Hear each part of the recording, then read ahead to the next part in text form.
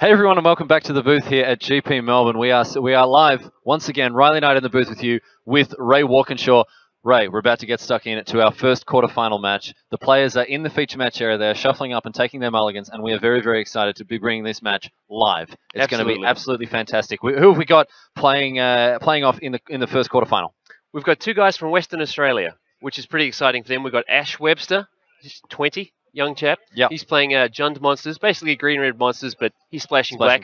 And in his words, he's because it makes an already good existing archetype much better, and because I like forests. He's playing against Craig Chapman, who's 29, who's been around for a while in Australia. He's been on the national team. Sure. Craig's playing black-white. Black-white mid-range deck. We just saw Anthony Lee giving a very comprehensive account of that deck just before. Absolutely. So it's going to be an interesting match to see which one of them is going to be able to pull this one out. Absolutely right. Yeah, as you said, Craig Chapman, no stranger to this sort of event. He's played top-level Magic for quite a while, a very respectable wizard all the way from the west coast of Australia. And it's going to be great to see how these two people and decks match up as well. Both of these guys from Perth, both mates, but unfortunately they meet as foes once in the top 8 of GP Melbourne today in the quarters. So, going to be really interesting to see the way this goes. I've had a quick look at the deck lists. And you can. I want to point out some stuff in Ash Webster's deck. He's chosen to play black in addition to the green-red, and there are a couple of interesting cards that he's chosen using this black splash. We're seeing 4 Reaper of the Wilds. Reaper of the Wilds, the 4-cost 4/5. When another creature dies, scry 1, and you can pay black to regenerate it, and pay green 1 and a green to give it hexproof until end of turn. A card that hasn't seen that much play.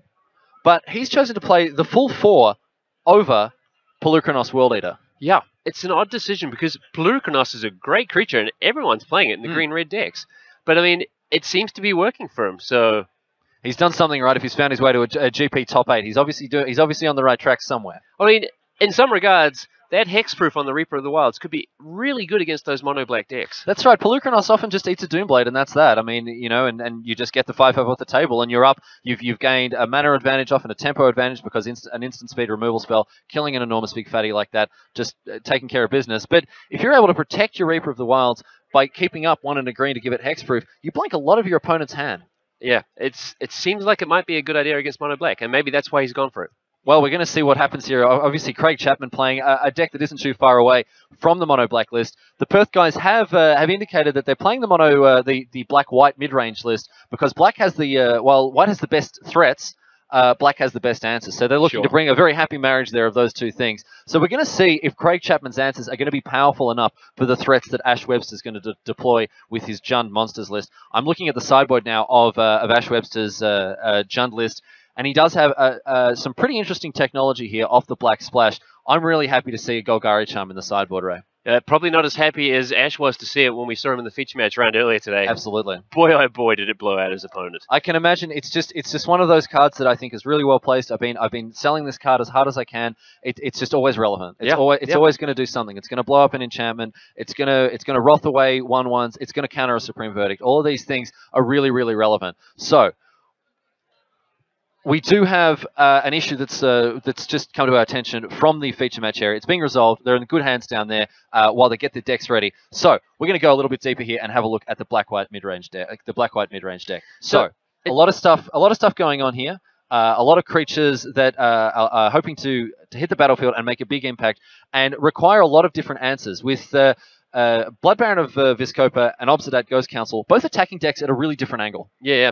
What's interesting is that most black-white decks tend to appear to be a lot like the mono-black decks. They keep a similar threat and answer approach and then just have other white spells. Craig doesn't have a lot of the stuff that you would normally see in the black-white decks. Well, he doesn't have Packrat. No Packrat. That's been a huge player in the metagame for the last 3 months. He has got a couple of Desecration Demon, but not the full set. No, just 2. That's right. Yeah, and that's been accompanied by the Lion King himself, Brimaz, King of Ereskos. That's his chosen 3-drop there, along with 4 copies of Lifebane Zombie. Obviously, not really able to play the Nightveil Spectre with such a heavy white presence. That's correct. But also admitting that they don't want to. Yeah, absolutely. And instead, he's got Obsidats, he's got Blood Barons in the main deck, often the cards seen in the Esper sideboards. Yeah. So it's like they're pre-boarding and they're coming ready for the metagame. Absolutely right. I mean, the Blood Barons and the Obsidats, as I said, are taking on very different angles. Sorcery speed removal looks pretty silly when you're facing down an Obsidat. The Blood Baron blanking, 40% and more, and honestly more, because black and white making, especially black, such huge impact at the top tables. Additionally, the Lifebane Zombies, as you said, the full 4. Playing against a green-red deck even with a little bit of black in it, you expect they're going to be able to snag something out of the opponent's hand. They're going to be working quite hard in this matchup. In some matchups that's going to be a 3-1 for 3 with Intimidate, but here it's definitely going to be getting stuff out of Ash's hand, I'd say. That's exactly right. However, there is a small drawback to the fact that he's playing black, of course. The Intimidate on a Lifebane Zombie completely nullified by the fact that he's got Reaper of the Wilds. Reaper of the Wilds is not only a black creature so it can block, also a 4/5, a very, very a body that can really, really lock down a Lifebane Zombie in a matchup where often it is getting through for 3 uncontested. That's right. It's going to be very interesting. Both of these decks appear to have been adjusted for the metagame they expected, and now they're just going to have to see which one of them's done that better. It speaks to the dedication of a lot of the Australian players here. I mean, we don't just rest on our laurels here in the southern hemisphere and take the best decks off the internet. No. This is a community that really does work very hard and brew very hard, and try to get, every edge they can. And, sure, we see a lot of stock lists, but we see a lot of stock lists at every Magic tournament. Absolutely, we do. And here, we can show you now two lists that are off the beaten path, are attacking the metagame in a different way. And it's going to be really exciting to see the way that they shape up. It's going to be fun. So what are some of the cards that they're going to be worried about? I think Ash Webster is going to be quite concerned about the Elspeth Suns Champion that are in Craig Chapman's deck. That's a Planeswalker that's going to do a lot in the late game for him. He does only have 2, but 2 may be all he needs for this. I think 1's all he's going to really need. Obviously, to be honest, he's got this card is extremely high impact, gumming up the board, preventing creatures from getting in, and also in a pinch destroying all creatures with power 4 or greater, which Ash Webster, incidentally, has quite a lot of. Has several of. And that's right. We've been seeing a lot of Elspeths today coming out of the Esper control decks, right?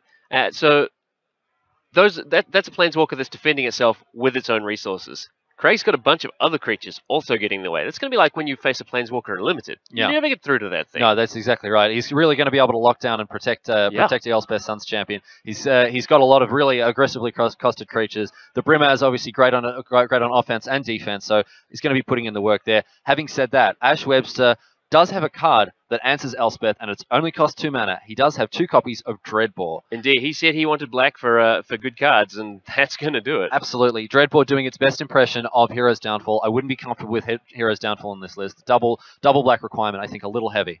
Yeah, I don't think he worried about that at all. He's like, Dreadbore? That'll do nicely. Absolutely right. Even though it is at sorcery speed, but it does only cost 2 mana, and it takes care of any problem creature, any Planeswalker. Get it out of here, they say. Well, at sorcery speed is not that much of a drawback in the kind of deck that wasn't exactly holding up mana for Sphinx's Revelation or anything like that. He doesn't mind. He doesn't. And the thing is, I mean, a player will always get at least 1 activation out of a Planeswalker. They can play a Planeswalker, activate it straight away. So even in that situation, being able to untap and play your Hero's Downfall in your main phase, sure, it loses maybe a little bit of utility and a little bit of mana efficiency. But I mean, I think a necessary, a really great addition to the Jund deck over here. Dreadbore, I imagine, going to be putting in a lot of work. No, I absolutely agree. Well, as long as that Elspeth comes down. But, the other side of it, it could just be killing one of the great creatures that Craig has. So, which one of these are you picking? Look, I'll have to be honest here. I don't know. I don't know which one is favored. It is one of these things where I'm just going to have to see how the games turn out. The fabric of these games is so, is so fluid. And it's not the sort of thing that I'm able to pick just from looking at these lists. No, I mean, it could go either way with what they've got. Absolutely right. Well, I tell you what. Let's not embarrass ourselves with haphazard guesses. We're going to head down to the feature match area right now and see how these two play out. So it's Ash Webster and Craig Chapman down in the feature match area. We're going to go there right now.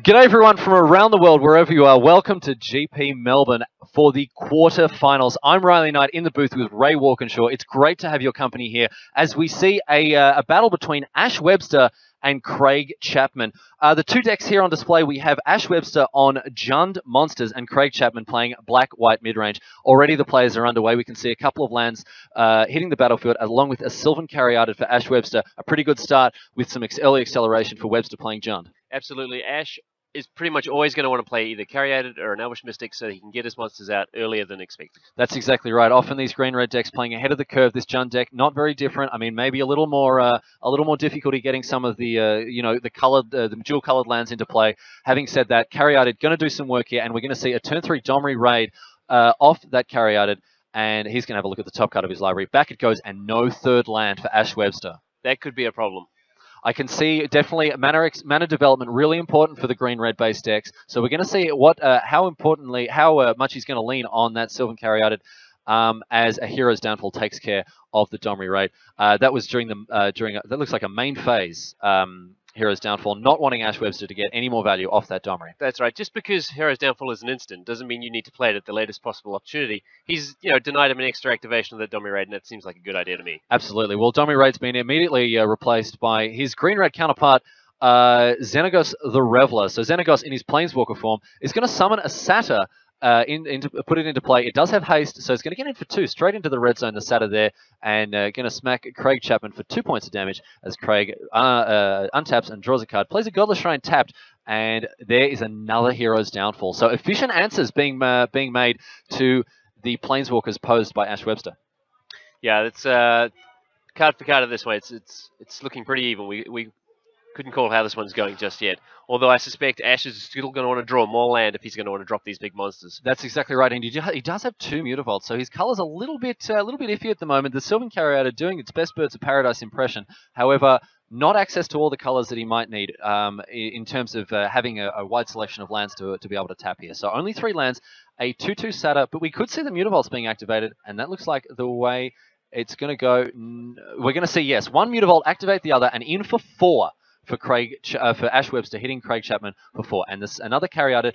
Obviously, Ash Webster putting a lot of emphasis on mana development here. Yeah, he wants to get to 5 and 6 mana. Like, he can probably play a Reaper of the Wilds now if he has one and he wants to, but that's going to leave it exposed. So he wants to get to 5 mana for Stormbreath Dragon, 6 mana so he can play his Reaper of the Wilds and protect it from the removal that Craig could have. Well, you've got to assume, of course, that he does have a removal spell. I think it's pretty safe to assume that a deck that's black and standard these days might well have a removal spell. And you can see he's chosen to play the Brimaz King of Ereskos here off curve. He's chosen to wait till turn 3 for it, and that may indicate that he's got a 2-mana removal spell. We do have an update from the floor from Mr. Randy Bueller.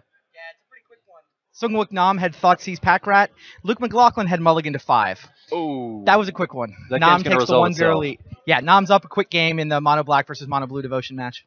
Thanks so much, Randy. There you go. A Thoughtseize into Pack Rat, an absolutely devastating play there that has really defined standard recently. It certainly has. So moving on now, we've got Ash Webster. I think it looks like it's his turn. He's deep in the tank, having a think about what he's going to do. Again, we've got the Sylvan Caryatids doing some work here. They are doing their best impressions of Birds of Paradise, enabling access to all 5 colors of mana here. And it looks like we're going to see a 4-drop hit the table. Is that right? Yeah, it looks like it. What will it be? Another Xenagos. There we go. So Xenagos hitting the table 3 up. There we go, and ticked up to 4 by the looks of things. Not using the mana for anything. Passing the turn back. No. Okay. There was a little bit of an indication, a flick of the wrist there that I obviously misinterpreted. So a Dreadbore targeting the Brimaz. There you go, taking care of that straight away, and the final mana being used to summon an Elvish Mystic. So relying on his creatures quite heavily for mana here, Ash Webster. Yeah, and that can be a problem sometimes when you're playing a monsters deck, because you end up just drawing the mana half. I mean, it can also be a problem if you draw the monsters half and no fast mana. But, yeah, he's doing okay. As long as he can keep Craig's side of the board clear, he can keep attacking with the smaller creatures quite happily. But Craig does have plenty of creatures in his deck. That's right, and Craig Chapman seems to be assuming a more controlling aspect in this game here, and as he resolves a Lifebane Zombie and exiles a Reaper of the Wilds from Ash's hand. It looks like Ash was waiting to get to 6 mana to protect it from that removal spell. Unfortunately, too late for him, as Lifebane Zombie comes and rips it out of his hand. And there you go, that's the trick there, isn't it? He's either going to play around the Lifebane Zombie or play around the removal spell, and it looks like he chose poorly. Well, in this instance, yeah, it didn't work out the way he'd hoped, I suppose. So Ash Webster with a Dreadbore and another card in his hand, having a think about what he's going to do. The second card, a Temple of Malice. That's going to come into play tapped and give Ash a look at the top card of his deck, and he keeps it there. Yeah, I mean, at this point, he's probably looking for a good-sized threat. If you see it on top, you're not sending it to the bottom. No, absolutely right. There's no need to take a risk if you can see something that you like on the top of your deck. Yep. So as we see another Satyr come into play here, we've got two 2/2s up the top of the screen. One of them just edged out of the screen, along with an Elvish Mystic and two Sylvan Caryatids, and that's Xenagos, God of Revels. So. Do you like the attack here with the two Satyrs? I certainly do. I mean, it's not like Ash is in any trouble receiving attacks from Craig. Craig only has that Lifeband Zombie, and Craig's down to 10 life. So, yeah, I think he's going to be waking up some Mutavolts and sending in the team. That looks to me to be the plan that he's on. So I think we're going to see the Lifeband Zombie block one of them. They're all 2/2s, of course. So yep. There we go. We can put them in front. Ash choosing to play his lands in front of his spells, which I've always found quite a pudding. And maybe that's why he's doing it. But it does mean that they have to take quite the long journey to the red zone. I guess it's right on cue with flavor because the creatures are marching over the lands to get into the red zone. Yeah, in any case, I've had a discussion with some players on a very serious tactical level, and it does tilt players having the lands in front of the creatures and that sort of stuff. Mm-hmm. And a lot of players make a very deliberate tactical decision to put their lands in front of their spells in order to put their opponent off balance. I think if I did that, Riley, I'd put myself on tilt. There you go. That's the risk you run. So Greg Chapman figuring out what he's going to block. The second Mutavault he's decided very specifically as an ultimate price takes care of the Elvish Mystic, not able to target a single other creature on the battlefield. Of course, the Satyrs are both green and red, and the Mutavaults are colorless. That's right. Not monocolored. You take the creature you can.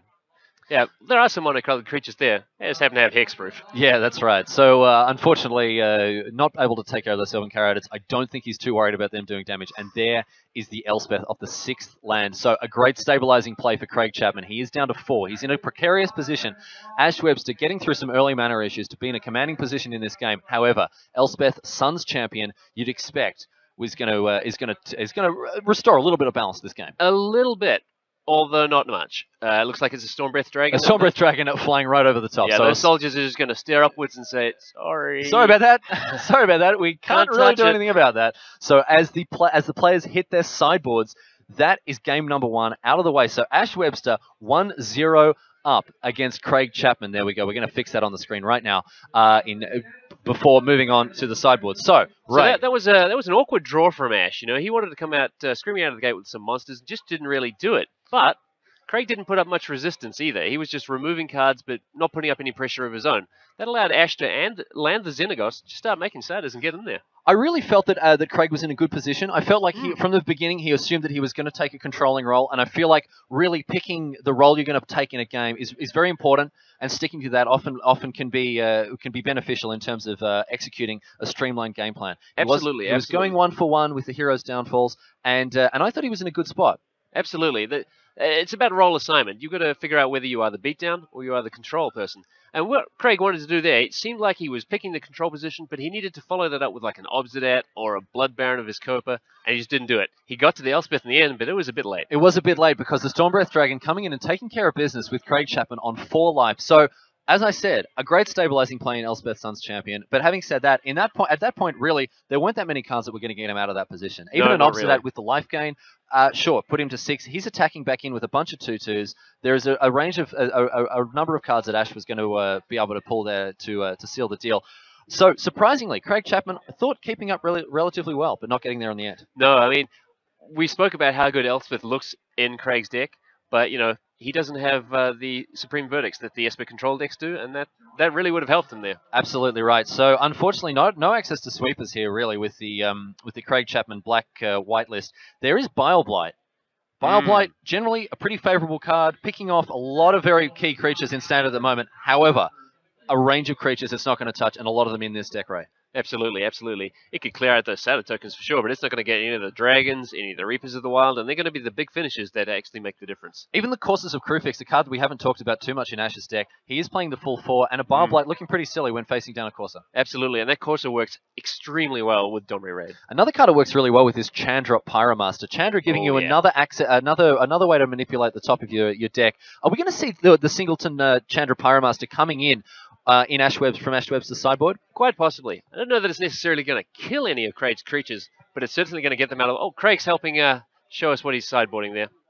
So Craig Chapman doing a great job there. He's siding out the Blood Barons of his Copa, and he's also decided to side out the Underworld Connections, bringing in a Devour Flesh. I saw a Pithing Needle there as well, and an Elspeth Sun's Champion. I wasn't sure of the other cards. I would imagine a Doomblade maybe finding its way. I'd say that probably all 3 Doomblades, perhaps. Sure, absolutely. So that would make good sense there.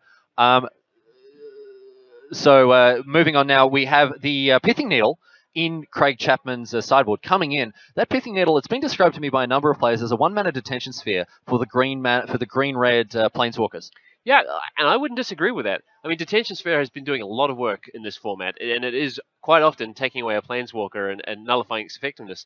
The Pithing Needle does just that too, and doesn't cost you blue or white. No, that's right. It's a versatile answer to a range of rather specific threats. Obviously, not the sort of card that you're gonna rely on too heavily. I think as a very justifiable sideboard choice. Very very interesting card. I mean, I'm not sure what he was doing there, just holding something up to the camera that said PJ, maybe saying hi to someone. Yeah, the Pithing Needle, fantastic answer to Planeswalkers. Not as good as Detention Sphere at dealing with creatures, but in this case, Craig's got the creatures covered. I think that's right. Yeah, Craig Chapman having access to a lot of really efficient removal. Planeswalkers are a problem for a deck that is really attempting to win quite an attrition-based game.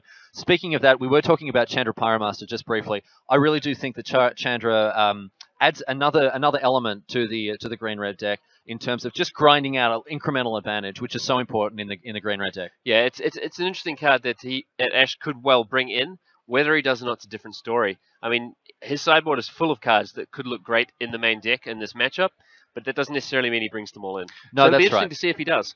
Well, a very diverse array of cards available to Ash Webster from the sideboard. Craig Chapman keeping us in the loop in terms of his sideboarding plan, and we do appreciate that. Having said that, Ash... I think our producer told us that Ash also showed us, but we were looking at deck lists. We were looking at deck lists. So you at home might know. We are. So there we go. Randy Bueller has come back to the desk. He's got another update from the floor. Yeah, it was another quick one in the match between Sungwook Nam and Luke McLaughlin. McLaughlin made a run of racing with Flyers, Cloudfin Raptors, but the Pack Rats got there again. Turn 1 Thoughtseize. This time it was a turn 3 Pack Rat. It was barely fast enough, but Sungwook Nam was able to attack for Xaxes the turn before the crackback. Sungwook Nam takes the match, 2-0. He's through to the semifinals, and he's qualified for the Pro Tour now. That's fantastic news for Sungwook Nam. I imagine he'd be very, very happy about that. He finished he seeded 3rd out of Korea, come all the way to Australia for the GP. He's got to be happy about the trip he made, Ray. Yeah, I mean, it seems to be paying off for him.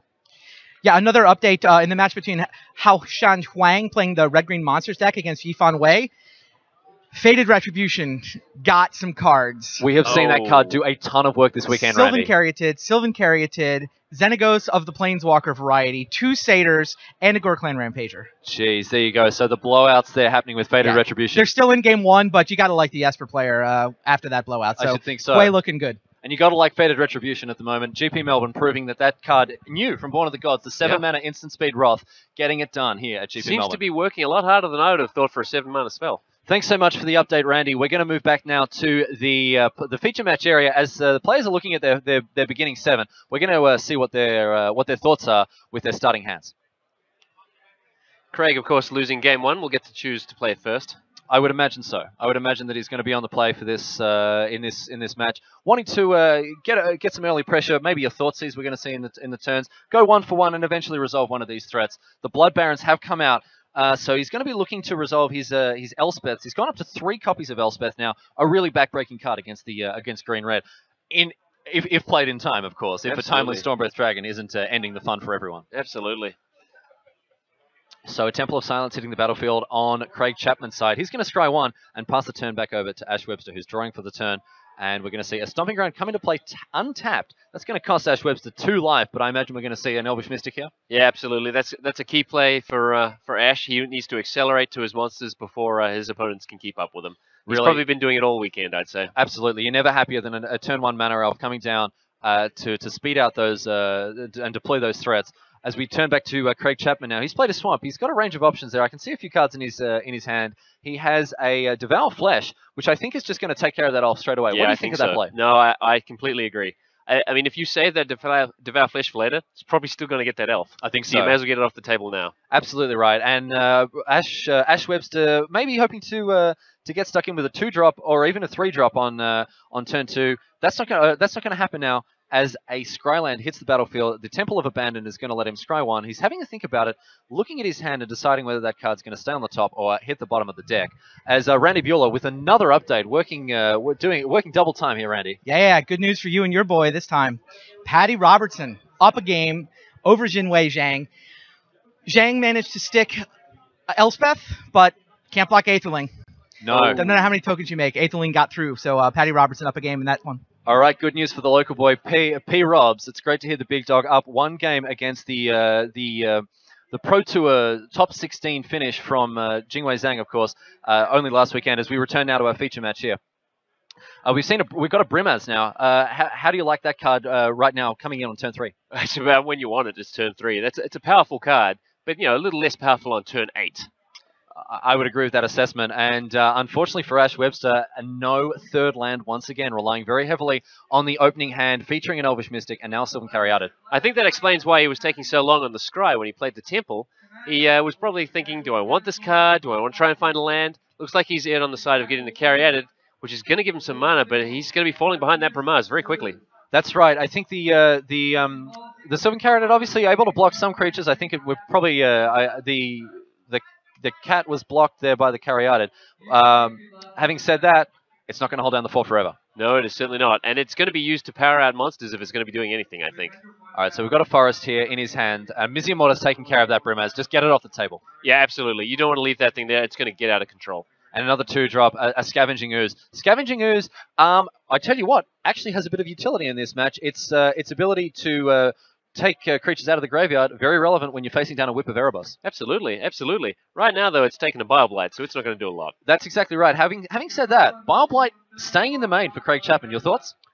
Yeah, I don't think it's terrible. Like, sure, it's not going to get all of the big monsters, but it just got a Scavenging Ooze. It could, especially when you're on the play, it could take out an Elvish Mystic. So maybe he's going to take them out if he's on the draw, but I don't mind leaving them in here. I think early disruption, very important for the black-white mid-range deck. He hasn't seen the Thoughtseize, and he is stuck on 3 lands, Craig Chapman here. So both of the players experiencing a little bit of mana issues as a second Brimaz hits the battlefield. Yeah, it looks like Craig is weathering this stall a little better than Ash.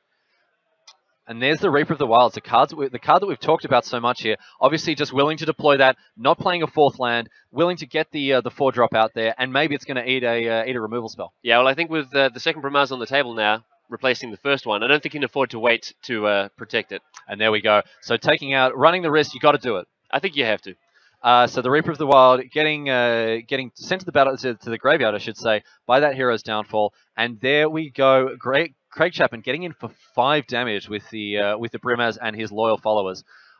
Yeah, that's put Ash down to 9. I'm not envious of his position right now. We could be going to game 3. I wouldn't be surprised to see a position. I wouldn't be surprised to see something like that happen very, very soon. We have a Scavenging Ooze choosing not to tap the Sylvan Caryatid. I know he has another Caryatid in his hand.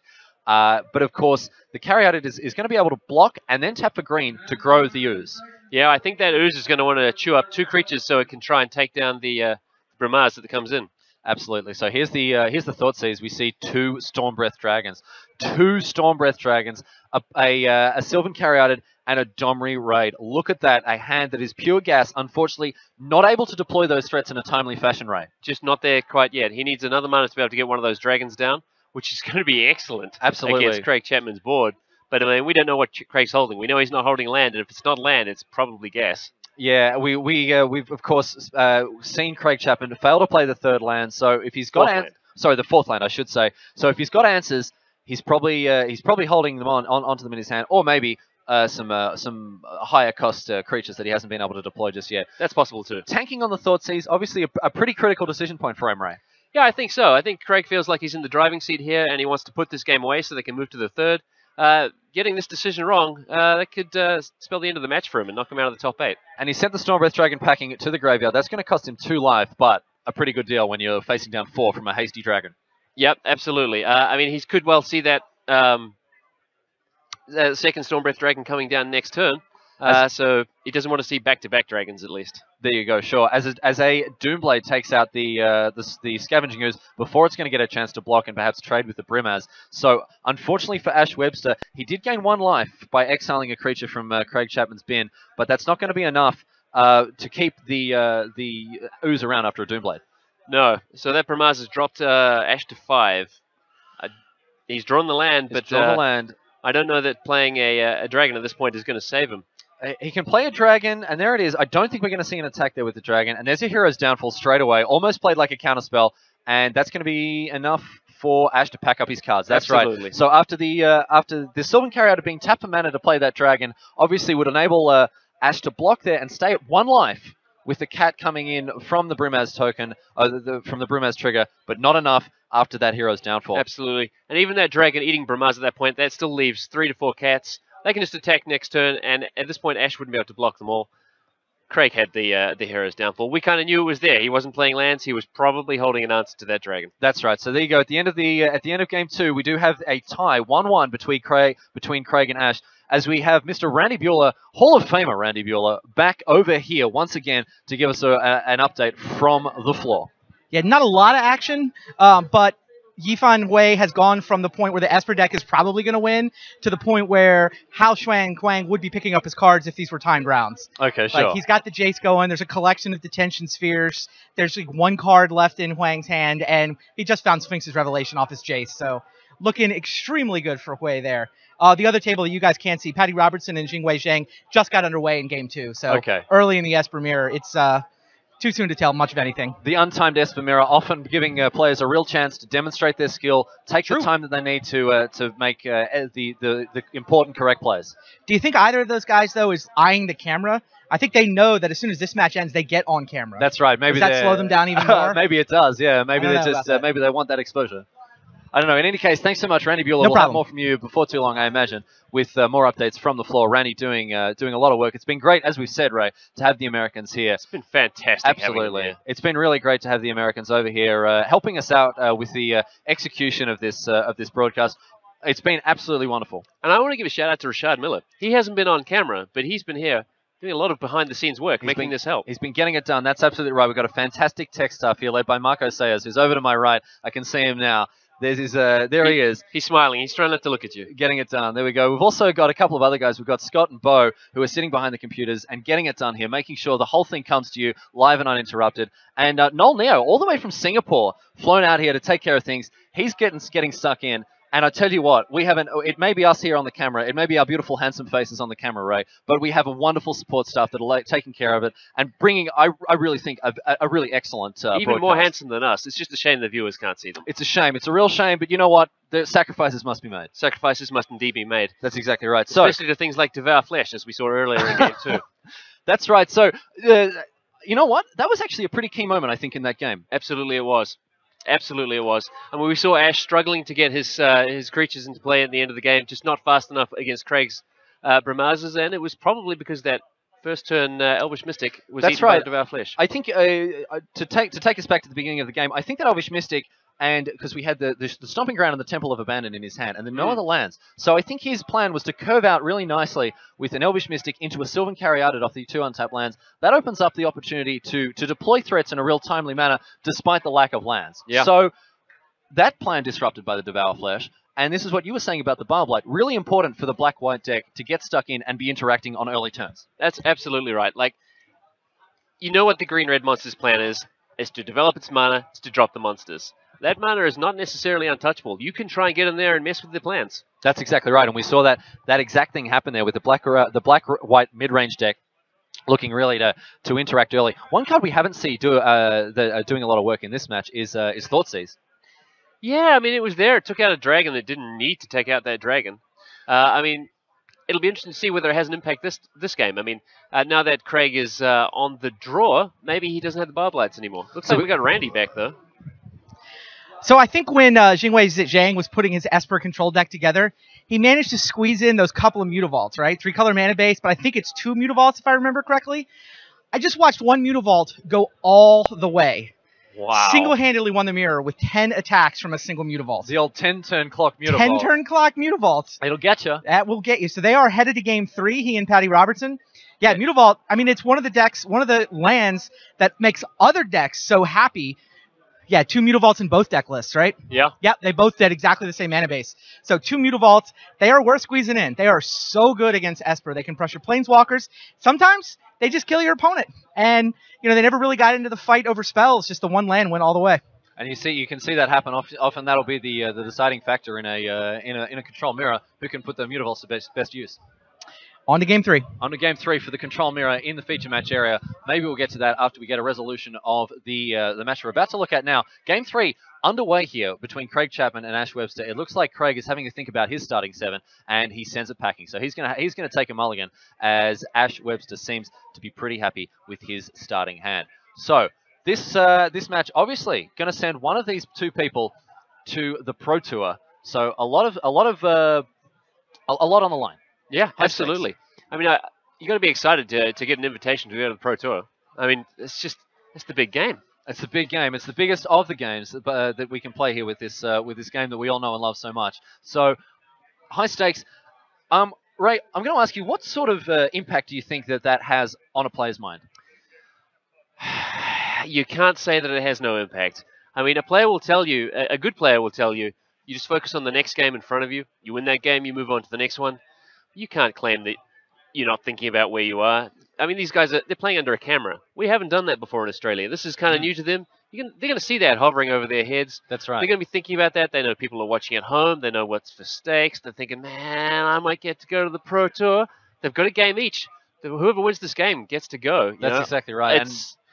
It's weighing on their minds heavily, I suspect. I would imagine so. This is a very high-pressure game. Not only are they playing for an invitation to the Pro Tour, they're also on camera, and that's got to be playing on their minds as they open up now Game 3 between these two players here. Both of them from Perth, both of them coming out of Western Australia. A very, very important match for both of these two players. As we see the two tap lands coming into play here, we have a Stomping Ground play tap. So we're not leading with an Elvish Mystic on the Jund Monster side of things. A Temple of Silence, scrying one for Craig Chapman, as we see what's probably going to be a Sylvan Caryatid now for Jund Monsters. That's exactly the plan you want to have, either the Mystic or the Caryatid. If your turn 1 or 2 play does not involve one of those creatures in a Green Monsters deck, I don't know that you're looking in great shape for that game. That's right. So there we go. We see a Courser of Krufix. Are we going to see...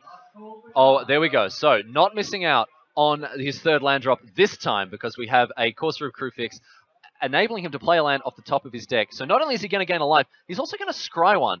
And there goes the Elvish Mystic down to the bottom of the deck. A Garruk, Caller of Beasts. Just the one of the 6-cost Garruk. I believe the text box is, pay 6 mana, your opponent picks up this card and reads it, Ray. Yeah, quite possibly. We've played many other Garruks in the past, but not very many people have seen this one in play. An interesting play, actually, there from Ash. He played the Courser of Krufix before playing any of the lands in his hand, and he did have one on the off chance that he would find one on the top of the deck, and he did, so that was a good play from him. Excellent. And then we see another Courser of Krufix as the first one eats a Doomblade, choosing to tap his mana a little bit differently here, as a Rakdos Return is unveiled from the top of his library. Ray. Yeah, that's going to be huge in this match. I think, each of these players is jockeying for position at some point.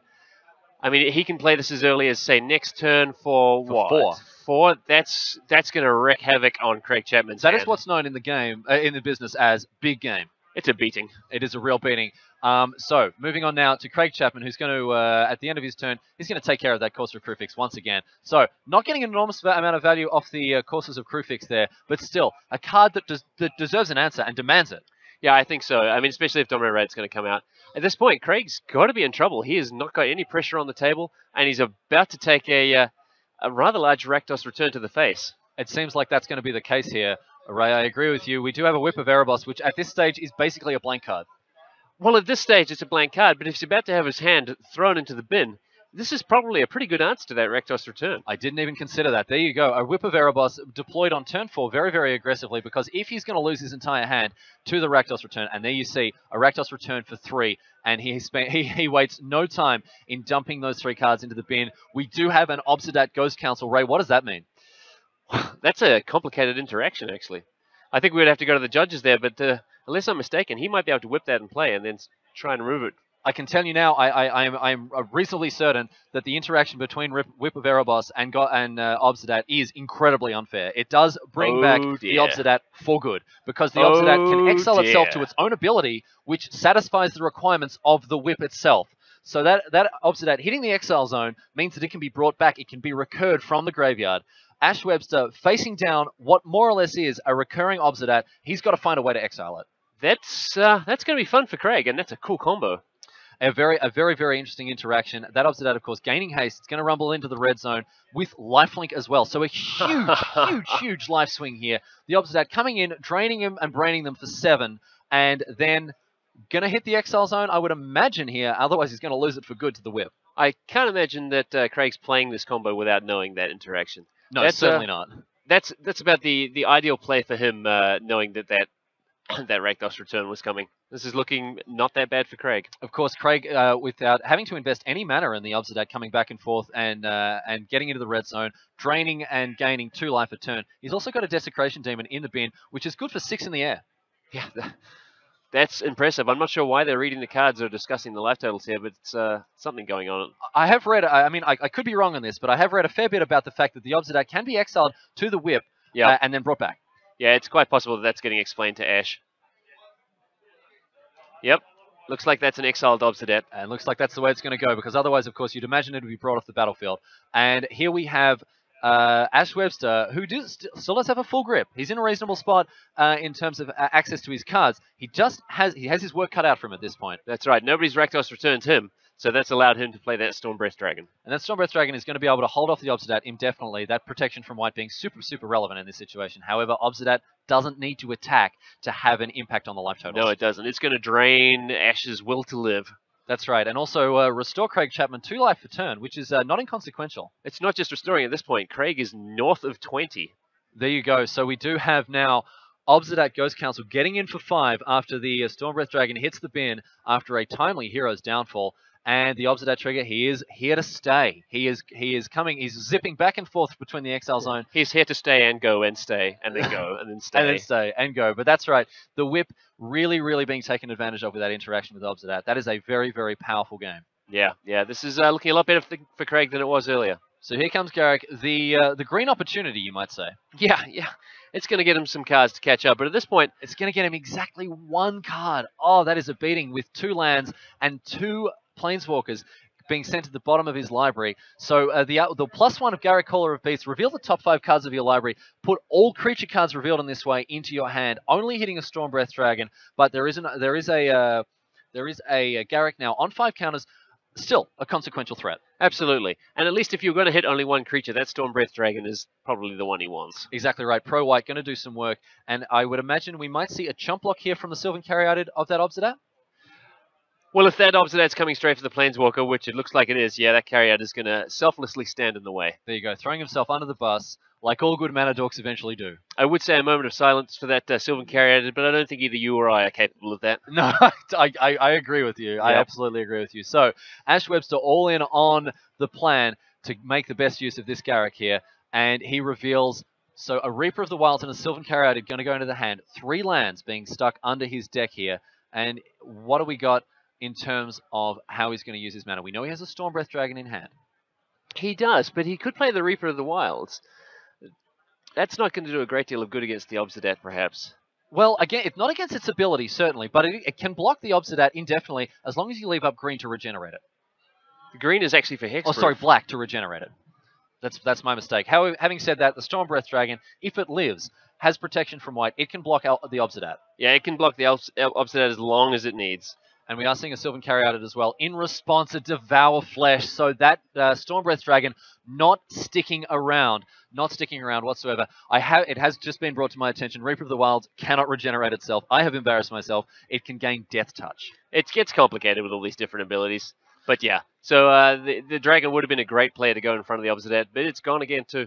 So there you go. But having said that, if there was an attack from the Obsidat, the Reaper of the Wilds would be able to kill it with that Death Touch activation. That's right. It does have more text than Bow of Nylea. I do think I can be forgiven for not knowing exactly what's going on that card. Some of the cards in this game, easy to understand. Not all of them. Some of them, Triton tactics. Exactly right. So as Obsidat rumbles in once again, we're going to see a Sylvan Caryatid hit the bin. Unfortunately for Ash Webster, he is running out of time. This Obsidat is really, really getting it done. Craig Chapman's really on 45 life. I can't see this ending well for Ash Webster. The young 20-year-old from Western Australia is probably going to go down to his elder player, Craig Chapman. But he's going down swinging. He's going down in a really, really in a positive way. He's keeping him honest. He's taking it to the end. And we've seen 2 more Elvish Mystics hitting his hand. That means 2 more chump blocks. It does. It buys him a bit of time. I don't know what else he can draw at this point to deal with the Obsidat, but at least he's trying. Absolutely right. I'm not a fan of the early concession, especially not in a high pressure match like this. Yeah, what are they going to do? Go to time? Exactly right. That's not an option here in these finals matches. So Garrick does approach his ultimate. How many loyalty counters have to be removed for that ultimate ability? Well, we're going to find that out right now. In the meantime, a Reaper of the Wild's coming down, in addition to an Elvish Mystic, and you'd think maybe perhaps another Elvish Mystic. So Garrick only requires removal of 7 loyalty to go to ultimate. So if we see the if Ash Webster is able to untap with the Garrick, we're going to see the emblem in play. And Ray, could you read us that emblem text? Of course I can. Emblem: whenever you cast a creature spell, you may search your library for a creature card and put it onto the battlefield, then shuffle your library. So we see that he has held back the Elvish Mystic in his hand. He may be all in on activating that ability, getting the emblem, and then triggering it with an Elvish Mystic that will be able to tutor up a creature card from his deck. And if I'm not mistaken, there's a Xenagos God of the Revels he could pull up. A Xenagos God of Revels, of course, even though it's not active, it will be able to lock down. It will be able to provide an enormous advantage in terms of combat steps for Ash Webster. I'm not sure if we're going to be seeing that come out. It might be another Stormbreath Dragon. Yeah, that's probably a better option. So we'll see what happens here. Craig Chapman having a think about his position, obviously doing a little bit of maths over there. You can see him tapping the table as he thinks about what he's going to do. 1 card in hand. We're not sure what it is. Having said that, 47 life, a very commanding position. An Obsidat online with a whip, and here comes what looks to be the Desecration Demon hitting the battlefield. It has been given haste. It'll be hitting the Exile Zone at the end of turn, but by the end of turn, I imagine we may have a result to this match. Yeah, I can't see a lot in play here that Ash can do to stop that demon coming over and just giving a slap in the face. That's right. Unfortunately, there's no plummet for to take care of that Desecration Demon. It will be tapped down by the Mutavault. So a Stone Rain effect really for the Desecration Demon. I think I'd rather be Stone Rained than slapped in the face for 6 with a demon when I'm on 6 life. I think probably I would rather sacrifice a land than lose the game. Yeah, I think that's probably fair enough. And that was an interesting choice actually from Ash, because I think he's trying to keep the Mystic in play instead. In case he does ever need to get his devotion up. You may be exactly right there. I'm not exactly sure what his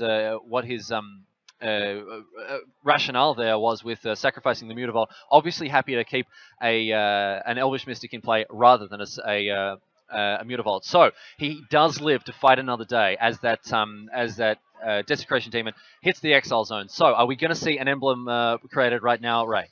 I think so. I think if he gets greedy enough to try and go for another turn, that Obsidat's just going to drain him out. It does seem to be it's that inevitability that the Obsidat provides. I don't know what he's got that's going to answer it. Obviously, Ash deep in the tank. He's not giving up. He's fighting it to the bitter end, and obviously deep in the tank, thinking about what he's going to be able to rip out of his library if he chooses to go ultimate with Garrick. Yeah, I mean, we've had a look. The best answer is probably going to be the Stormbreath Dragon just to hold off the Obsidat, but it's not going to stop him for long. So as Ash Webster navigates his way around the deep tank that he's found himself in, we have Randy Bueller with the result. Yeah, and we have another semifinalist. Game 3 between Patty Robertson and Jingwei Zhang. Kind of a repeat of Game 2 in that the players threw Haymakers and Mutavault went all the way, but this time it was Patty Robertson's Mutavault. So the big dog returning the favor, he's through to the semis, and he's qualified for the Pro Tour. Partik Robertson, we are very, very pleased to be the first to tell you that he is going to the Pro Tour. That is fantastic news from Randy Bueller on the floor. Thanks so much for the update. Yeah, cute play if you got Chime here. I'll let you catch up on this match, though. So here we go. So we do have an emblem come into play, as we predicted. An Elvish Mystic, as we said, was held back to activate that tutor-like effect. And we've seen a Stormbreath Dragon pull to the front of the deck, along with a Courser of Crufix, a card that's going to gain him some life, Ray. Yeah, it's going to gain him some life, but is it going to be enough to stop Obsidat just draining his life out? He's very low on life. It's going to be tough. A maximum of 1 per turn, of course, halving the damage done by the Obsidat, but still might not be quite enough. Exactly. If you can't stop him getting those 6 life points, whether it be over the next 3 turns or over the next 6 turns, he's got to get those 47 life points away from Craig if he wants to win this match. Absolutely right. And of course, with Ash Webster's hands stacked as it is with creatures, we're going to see, I think, another creature come down. He's going to be able to tutor up 2 creatures, Ray. Yeah, that could be quite the play. So a Scavenging Ooze. A Scavenging Ooze, what he's decided to do. Of course, Scavenging Ooze able also to gain life. Yeah, and also keep that whip under control. That's exactly right. So he has effectively answered half of the whip. Having said that, it is still giving Craig Chapman's creatures lifelink. So an uphill battle for Ash Webster here. Yeah, it's definitely still an uphill battle, but it's a battle nonetheless. You know what? I'm so pleased to see that Ash Webster is fighting through to the bitter end. He is playing with his cards so well. He's eking out all the value he can get, and he's really, really putting Craig Chapman to the test. Craig has had, we have to say, a pretty easy time of it with that Obsidat and the whip. I'm sure it's been fun for him, but it is nice to see Ash really working for it. I mean, that's what's got him here, and that's what we like to see, some great magic. And I will say that, especially in Australia, we do love the underdog story. We love seeing people getting stuck in when maybe they're not favoured, and so it gives me great pleasure to see Ash Webster really going down swinging. Damn straight. Absolutely. So as Domri Raid hits the battlefield, he's going to have a look at the top card of his library, and unfortunately not a creature, so he's not going to put it into his hand. And as Randy Bueller joins us once again. Indeed. While Shan Huang has evened things up against Yifang Wei. It was a cute play where Xenagos the Planeswalker made the mana to get out Xenagos the God. And then Xenagos the God was just like, the Satyr hits for 4. The Mistcutter Hydra hits for 12. Nope, Doomblade. Okay, next turn. The Gore-Clan Rampager. Nope, you got a counterspell? Oh, just the Satyrs got there. The Satyrs were good enough. They kept coming over for 4. And they're going to have a game 3. So egregious flavor violations there on the other table. The Planeswalker fueling the God. But that seems to be good enough. As we see now, a double activation of the Scavenging Ooze. That's going to gain Ash Webster a little bit of life here. Give him a little bit more breathing room. He still has his back against the wall. But a 4/4 Scavenging Ooze as Domri Raid reveals a Reaper of the Wilds off the top of Ash Webster's library. That's going to go straight into his hand. And if it hits play, of course, it's going to fish out another creature from his library thanks to that Garrick emblem. I mean, that's what he's going to need to do to get back in this game and try and take down that now imposing 49 life points that Craig has got sitting in front of him. You know what? As I said, I think it's fantastic he's playing this out to the bitter end. So the Courser of Crewfix, what are we going to see here pulled out of his library? I even think here at this point, another Courser of Crewfix is actually a good way to go. I think that is what he needs to really claw back those life points to make sure that Obsidat can't finish him off. He's got a grip full of cards. If we see a land come into play now, that's going to gain him 2 life. If he can consistently do that, he's on pace with the Obsidat. Absolutely. And at this point, he's getting enough creatures out. He's probably going to be able to bring this one back. This is quite exciting. This is a very, very exciting match. I'm really glad that we've been able to bring this to you live from GP Melbourne here. It's a very, very exciting quarterfinal between Ash Webster on Jund Monsters and Craig Chapman playing Black-White Midrange. 49 life for Craig Chapman, and we've just seen a Temple of Abandon off the top. Yep, absolutely off the top. That's going to gain him 2 life from those courses, and as a land is sent to the bottom, we've got an Overgrown Tomb on the top, thanks to the revealing of the top card from those 2 courses of Crewfix. So, Ash Webster, he's kept the dukes up. He is swinging. Yeah, he came out swinging with that Rakdos Return. It looked like it was just going to be an absolute backbreaker, except Craig snuck in that Whip of Erebos. Absolutely, yeah. That pulled out the Obsidat, which was allowed to stay around and really make short work of Ash. But Ash is pulling this back. He's not giving up. This is great stuff. It's inspirational stuff. We're seeing an attack with the Scavenging Ooze as well, and I can imagine that a few more creatures are going to hit the Exile Zone from the graveyard, and we're going to gain a little bit of incidental life off that once again as the Scavenging Ooze rumbles in for 5 points of damage. Almost 10% of his life total rate. Yeah. It's a lot. So it's a big mountain for Ash to climb, but he's getting started. He's I tell you what, he's got stuck in, he's grabbing it he's kicking goals with both feet at this point, and we're really pleased to see that, he's really giving it a red hot go. I can't even picture how you would kick goals with both feet at the same time, but Ash is showing us just how. Exactly right. That's exactly how it's going. So I think in his hand he does have a Chandra Pyromaster. Really? That will be exciting.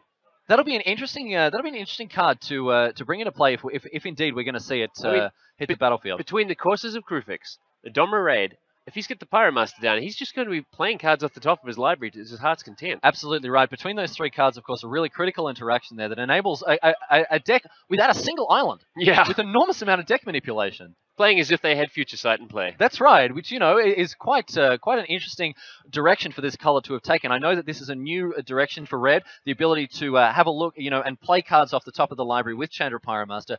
Red Planeswalkers traditionally haven't been seen as the strongest. The Pyromaster has seen a bit of play. Yeah, it's been exciting, and as a self-confessed Red Mage, I'm happy to see Chandra. I'd like to see Chandra come into play here. I'm hoping, don't tell Craig I said this, but I'm hoping he doesn't have something to get to stop that happening. Well, one more hero's downfall hitting that Domri Raid, so we've got 2 of them out of the way. You'd imagine the full 4 would still be in as that Domri Raid hits the bin. We might see the Chandra coming down. I don't know what his philosophy is here, but as the Elvish Mystic taps for green, exiles another creature, sending the Scavenging Ooze up to a 7/7 and gaining him more life. Yeah, it seems like Ash is definitely in the driving seat now. So, an Overgrown Tomb drawn for the turn, thanks to the Courser of Krufix. We're able to look at the top card of the library, and a Xenagos revealed off the top.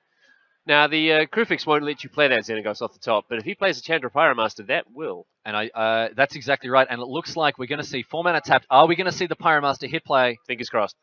And there it is. Chandra Pyromaster in play, assembling the combo between, of course, Chandra Pyromaster and Courser of Krufix. It's none of this Hail Mary, hoping the top card is something that's going to make an impact. You can see what it is. You can slam it into play if you want. So that's Xenagos currently in the exile zone. We're going to see if Ash Webster wants to play it. But, of course, that Temple of Malice can now be played off the top of his library thanks to Courser of Krufix. Yeah, this is great. I'm happy. I'm done. I could go home now if it wasn't for the fact there's some great magic going on. So you can tick that off the bucket list. You've seen the synergy between the Courser and the Chandra, as indeed the Xenagos hits the battlefield once again. We do have a Xenagos in play online. So a Chandra with 4 loyalty counters, a Xenagos with 3 currently. We haven't seen an activation as of yet.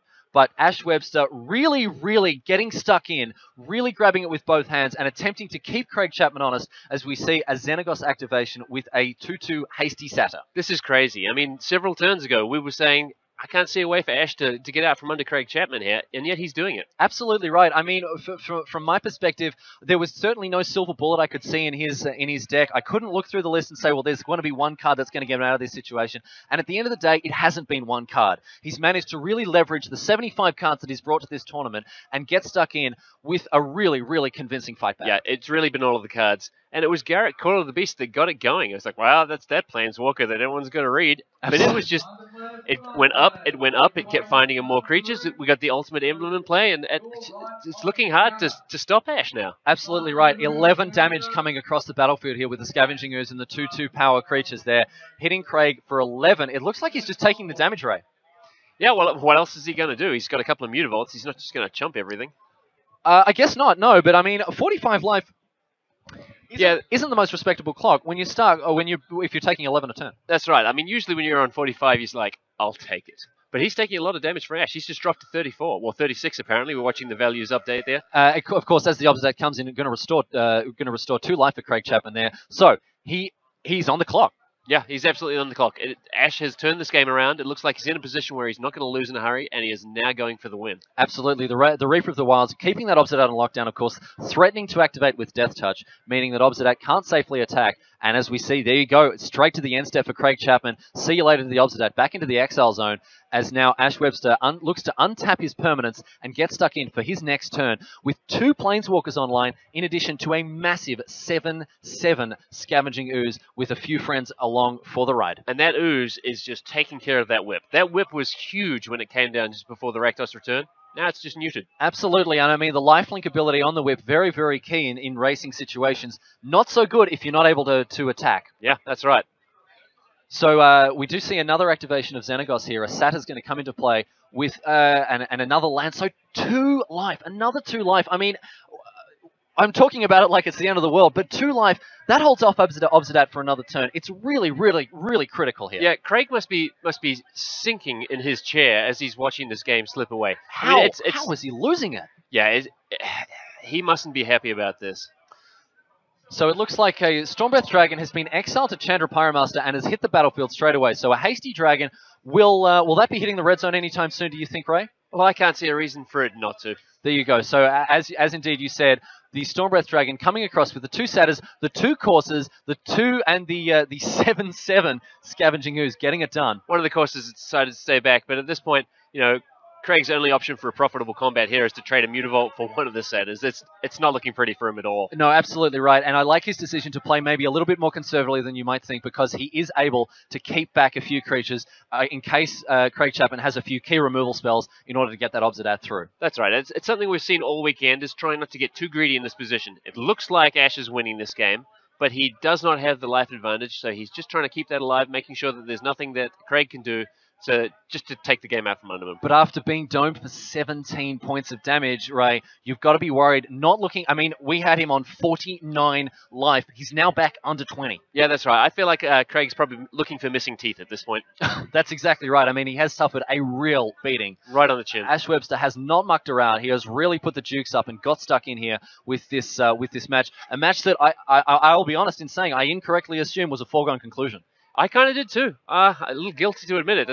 And I'm sure anyone standing around the feature match area, and there's plenty of them, they were probably thinking the same. Craig Chapman hitting the end steps straight away. I mean, really not looking good for him. He plays a land. He's got 2 cards in hand. The Obsidat gaining him 2 life and draining Ash for 2. But I mean, if we see a land, as I assume we will with the Stomping Ground about to be drawn, if we see a land come into play for Ash Webster, he's going to gain another 2 life off those Courses. Yeah. That Obsidat has gone from trying to kill Ash to trying to keep Craig alive.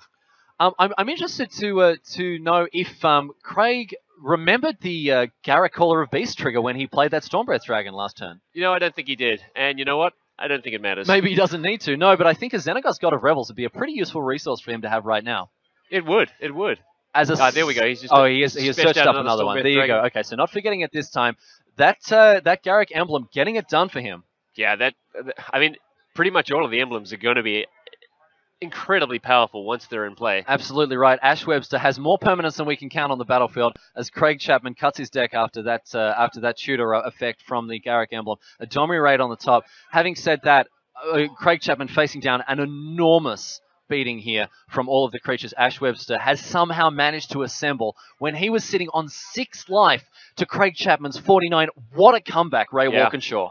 Ash Webster has got to... Yeah, here we go. There's a note there from Craig. And I tell you what, Craig Chapman just letting us know. I tell you what, we're in a lot of trouble here. You and I, it's our first commentary experience here with this, and we, maybe we're not firing on all cylinders. It's so great to have Craig Chapman from the floor giving us the hot and fresh advice, the drilling insight there from Craig Chapman. Us. And look, from his profile, Craig's a father of 2. He's a helpful guy. He's probably very nice, so it's good of him to give us that leg up. That's right. I really do appreciate it. We had run out of things to say. It's so good. Now we can definitely confirm once and for all things do not look good for Craig Chapman. This is looking so cool on Ash's side. Like, who knew that the deck was capable of being this powerful? It just looks like a fun combo deck almost. I mean, look, as we said, it wasn't... I said I was searching for silver bullets in the 75 cards, and they're not there. It's not a card that's won him this game. It is a combination of his entire deck. That Garrick emblem has provided an enormous amount of value because he's able to keep pulling creatures out of his deck as he chooses, and really take over this game from a point that I thought was beyond his reach. He must be grinning to himself right now. I'm sure he's grinning to absolutely everyone else. Yeah, 20-year-old Ash Webster is probably about to qualify for Pro Tour Journey to Nix. Look, let's see how this match ends up resolving itself, but as we see a whole lot of creatures hitting the red zone, that Reaper of the Wild's still staying back. We can't let that Obsidat get in too far, and we do have Mutavaults that look like they're going to make some chump blocks here of those Courses of Prufix.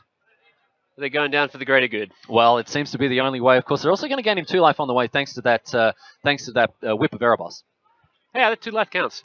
I mean, look, every point of life counts here. When you're taking 18 damage, 2 life, I'll take it. That's right, exactly right. So the Stormbreath Dragon has indeed got monstrous, so that's going to punish him even more. So a 7/7 flyer coming across in the air and giving Craig Chapman the business here. Yeah.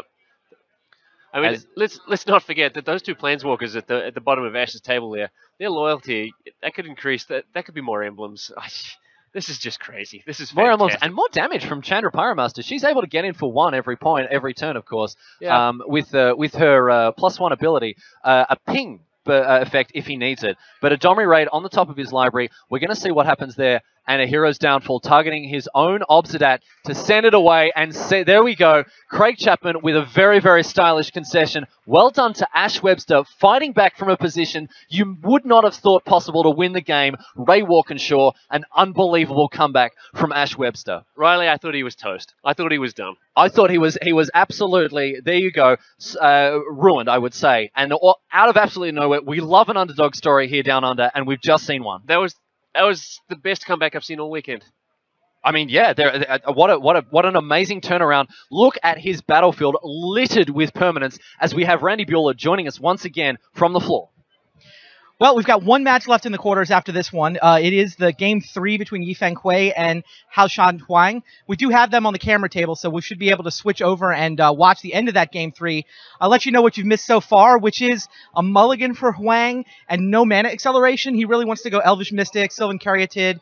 So the relatively slow start has let Yifan Kuei counter basically everything so far. So Yifan Kuei on the Esper control plan. You look at his graveyard right now, and it basically tells the story. It goes Syncopate, Dissolve, and Sphinx's Revelation for 3. Okay, so able to accompany a Sphinx's Revelation with a lot of early disruption, Randy Bueller. Yeah, I wouldn't say it's over yet, but I would say that it's gone according to plan for Esper so far. Hopefully we can get our camera switched over and see how it finishes out. Absolutely. I'm looking forward to seeing the second game. We're going to move over to table 2 as soon as possible. In the meantime, and as we say, Ash Webster really, really getting it done here, giving the business to his opponent and qualifying for the Pro Tour. Congratulations to Ash Webster. Well done to Ash Webster. And we haven't mentioned it in the last quarter of an hour, but apparently Ash has only been playing Magic for less than a year. Only less than a year, so a really, really big thing for him. I know what it feels like to be going to a pro level event with being very early to the game. It's a fantastic feeling. He's going to feel great about it. Cough, brag, cough.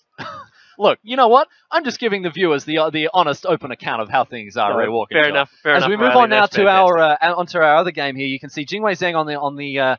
No, sorry, we're going to update those names there. That's not quite correct. The production team working tirelessly to bring you the correct names for the bottom of the screen there. So we do have on the right, we've got Yifan Wei. Yep. On the right, facing off against Huang Haoshan. So those names are going to be updated for us right now by the production team.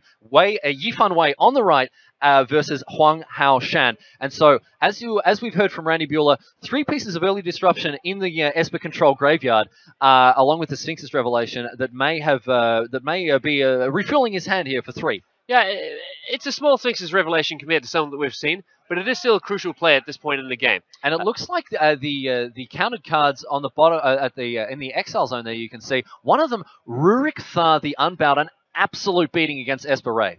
Well, not while it's sitting in the graveyard or exiled wherever. You know what? I suppose not. No.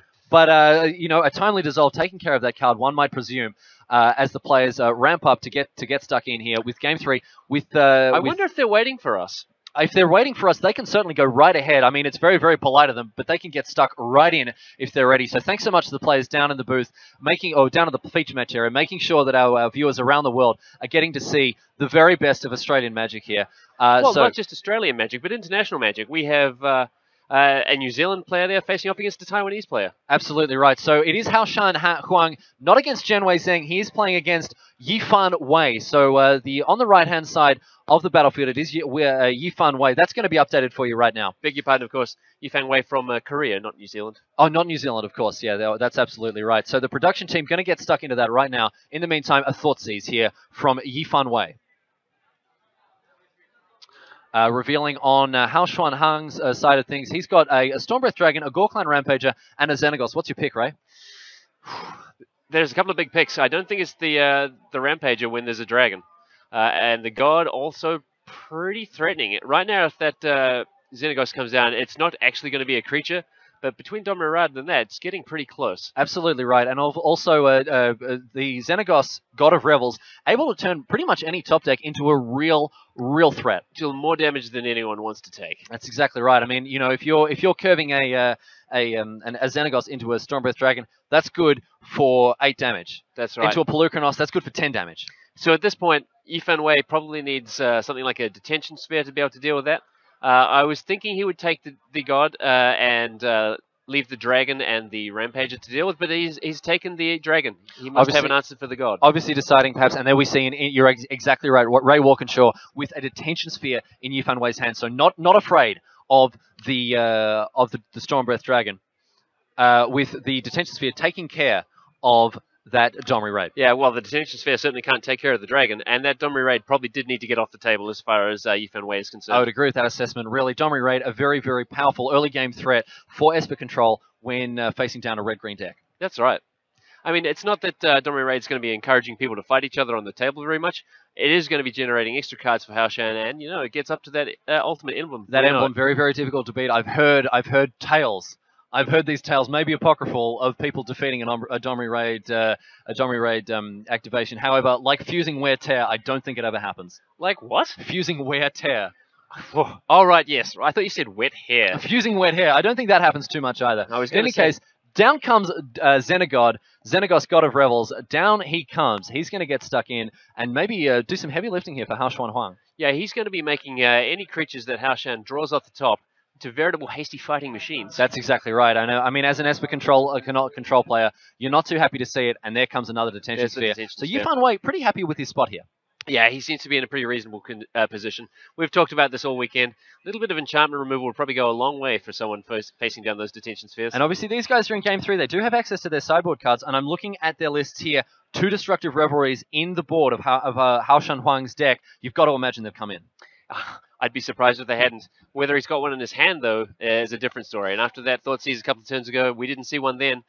So probably doesn't have one now. Well, unless he's had a very lucky draw. Unfortunately, no. Hao Xuan Huang, unfortunately, not able to answer those Detention Spheres immediately. One neat thing about the Destructive Revelries, of course, very, very handy at taking down what a control player might think is a safe Jace. You might go Jace down with a Detention Sphere. All of a sudden, blow up that enchantment, 2 damage redirected to Jace. You're in a bad spot. Absolutely, absolutely. It's banked for later, basically. It's saved up for when you're ready. That's exactly right. So 2 Detention Spheres on Yifan Wei's side of the battlefield, and there is a Chandra Pyromaster, a card I've really been impressed with this weekend. Yeah, it was nice seeing it in the last match we were watching. I'm a big fan of this. Absolutely I'm right. loving this. So giving Hao Xuan Huang a way to catch up on cards here, but choosing instead, there we go, an activation of the Zero ability.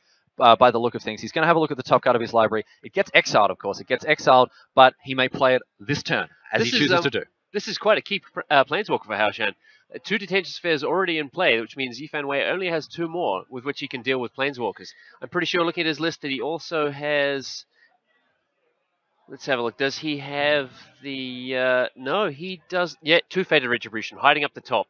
He certainly hasn't sorted the cards on his list by their mana cost. No, that's right. So he has other ways of also dealing with that Chandra, but he's certainly not going to be attacking it in a hurry. And this is a problem we've seen for the blue-white-based control decks throughout this weekend. They do run out of Detention Spheres. 4 Detention Spheres, not enough. That's right. He does have 3 Mutavaults, though. That's more than we saw in the Paddy Robinson and Jingwei Zheng Esper mirror match. So those, I guess, would be ways of dealing with that Planeswalker, but...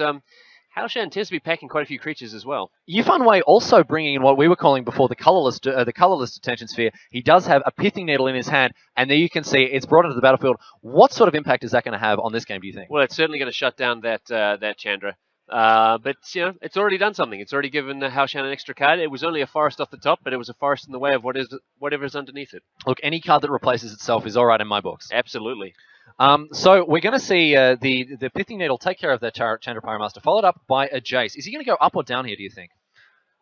I don't think there's much reason for him to drop it to go up. That Elvish Mystic is not threatening much of a clock. It's not going to take down any Planeswalkers. We did talk about that interaction between Detention Sphere, Jace, and Destructive Revelry. I mean, if he has drawn a Destructive Revelry, now would be the time to fire that off. Absolutely. And yeah, he has he's dropped the loyalty on Jace, and he's going for cards off the top of his library. So 2 lands and a Quicken, which at this point may serve as just a cycler. Having said that, it can Quicken. I'm looking through for the sorceries in Yifan Wei's deck. We do have Thoughtseize, of course, and there's Supreme Verdict. These 2 cards can be quickened.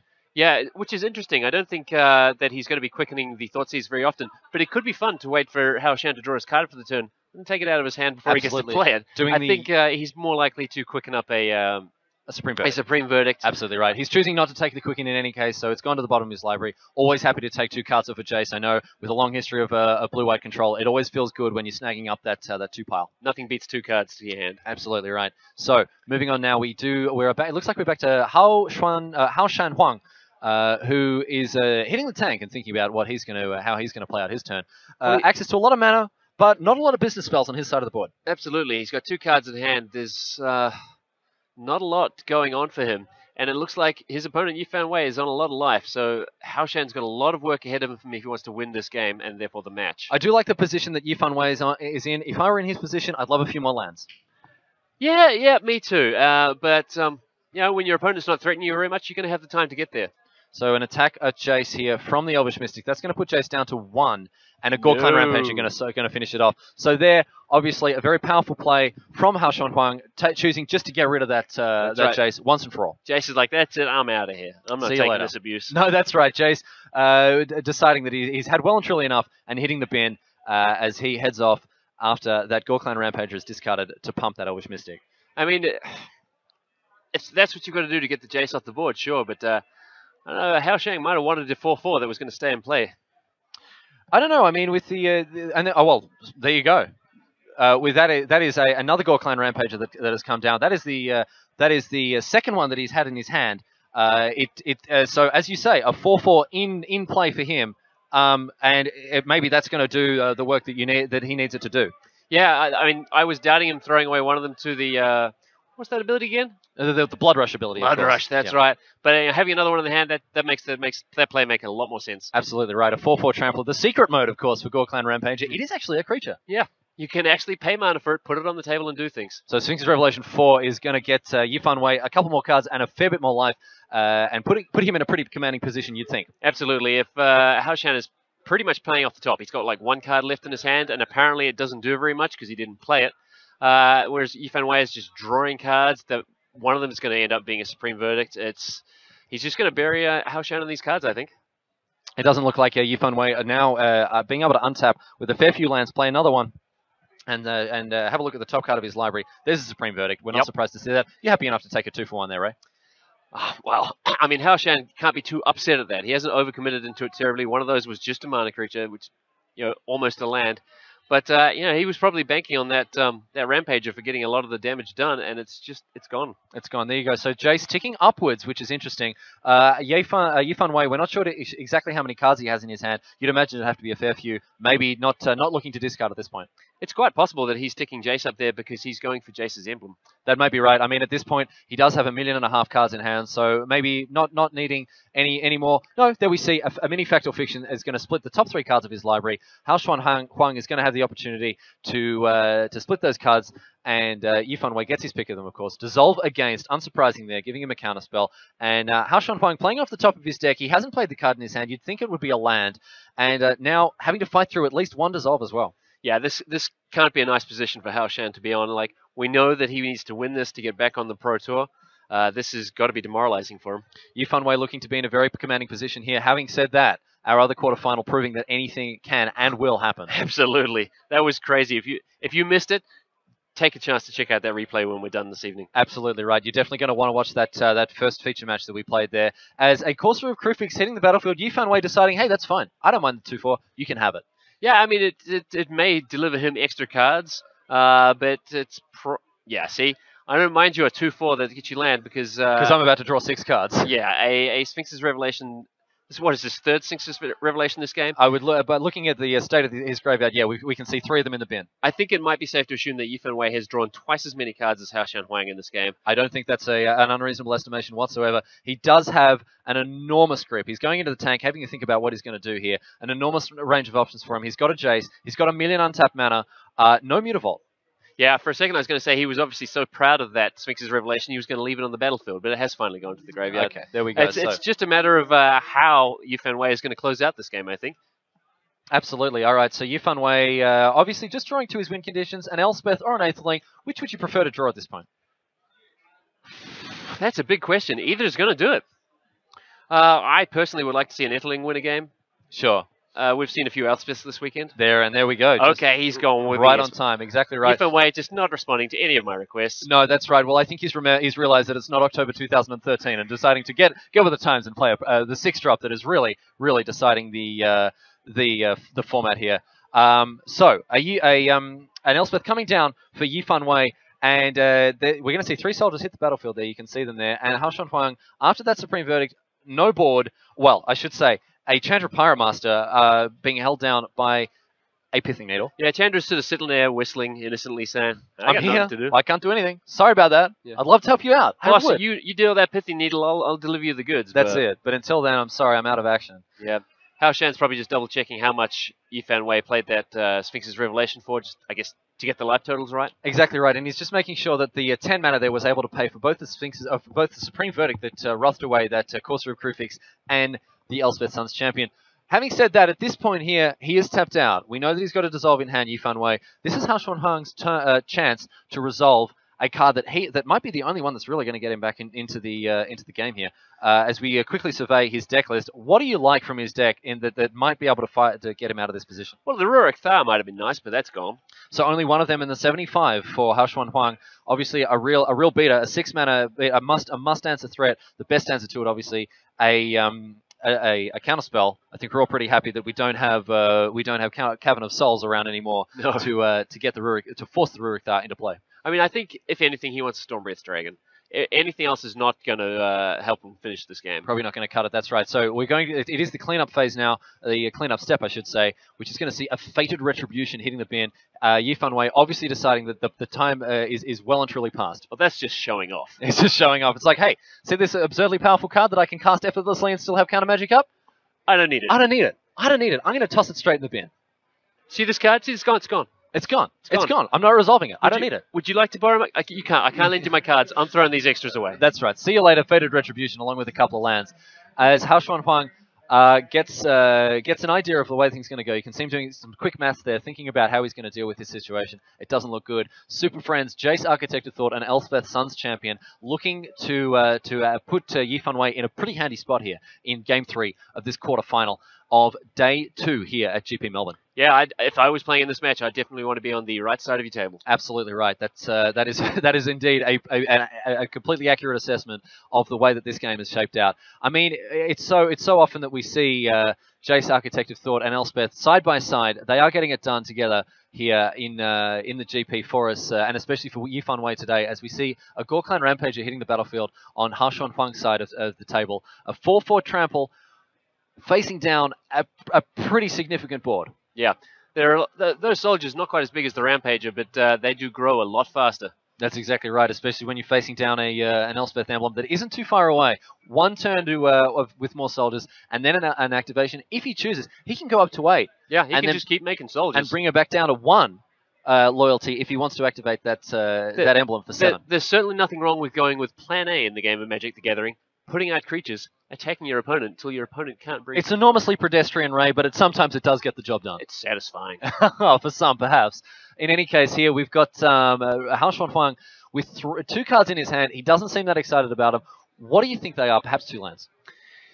Yeah, I'm guessing they're 2 lands. I mean, they could... What other spells could he have that he's holding? I mean, there's not a lot that's exciting there. Even just a random creature that he could block with, that would be more exciting. It's quite probably lands, sadly. You have to imagine, though, Yifan Wei has about 500 million counterspells in his hand. I mean, I don't think anything he doesn't like is going to hit the table. Seriously, it's probably only 2 counterspells, and that's more than enough. That is approximately 500 million at this point, really. It's all, yeah, more than enough is all it needs to be. That's exactly right. Exactly. So, an Elvish Mystic. Yeah, that's what I mean. A random beater who can just get in the way of a soldier, maybe. Okay. Not a high-impact card, not what Hao Shan Huang's looking for when we've got 2 Planeswalkers online, along with 6 power in 1/1 soldiers. With the Jace going up once again, that's going to make the job even harder for Hao Shan Huang to get in for any damage whatsoever. As 9 power of creatures is now on Yifan Wei's board with that +1 activation of Elspeth there, Ray.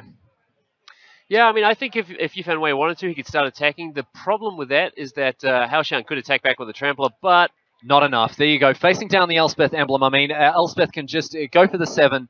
And all of a sudden fling all of these soldiers, which are now 3/3s, into the air, and that is that Yifan Wei through to the semis and snagging himself a Pro Tour invitation, Ray Walkinshaw. He'll be going to the Pro Tour and getting a chance to show his stuff there. Very exciting stuff for Yifan Wei.